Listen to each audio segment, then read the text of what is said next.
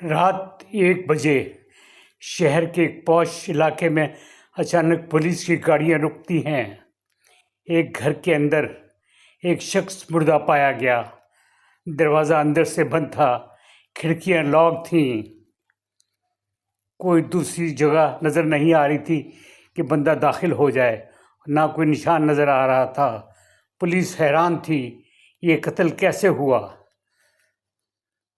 مرنے والے کا نام تھا زبیر، ایک کامیاب بزنس مین۔ گھر میں 3 افراد رہتے تھے، بیوی، ایک چھوٹا بھائی اور ایک پرانا ملازم۔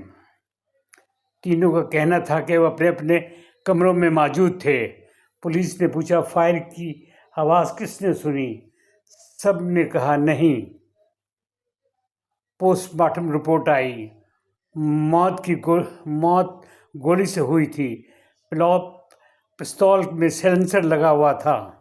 اب یہ سوال تھا، اگر قاتل باہر سے نہیں آیا تو کیا وہ گھر کے اندر تھا؟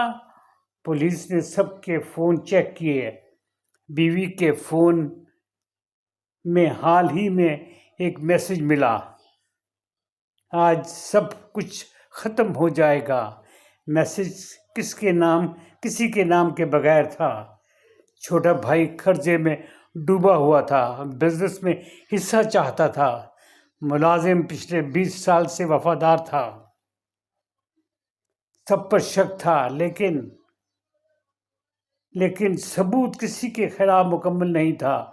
پولیس نے ایک عجیب چیز نوٹ کی، کمرے میں موجود دیوار پر گھڑی 12:15 پر رکی ہوئی تھی۔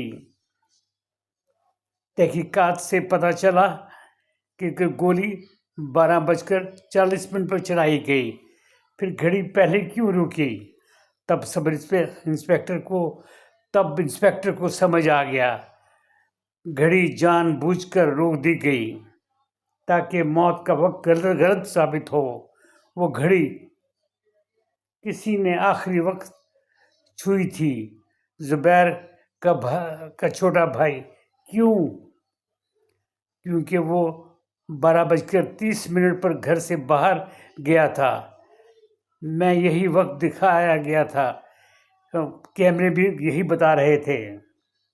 لیکن اصل میں قاتل 12:20 پر ہوا۔ جو قتل تھا وہ 12:20 پر ہوا۔ وہ گیا ہی نہیں تھا۔ اس نے گھڑی روک کر وقت کا دھوکہ دیا۔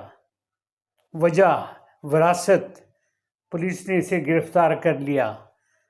جب ہتھکڑی لگی تو اس نے کہا، مجھے لگا تھا کمرہ بند ہے، مجھے بچا لے گا، لیکن ایک چھوٹی سی گھڑی نے سب راز کو اگل دیا۔ جرم چاہے کتنا ہی ہوشیاری سے کیا جائے، کوئی نہ کوئی نشانی چھوڑ جاتا ہے۔ آپ کے خیال میں شروع سے سب سے زیادہ مشکوک کون تھا؟ کمنٹس کریں۔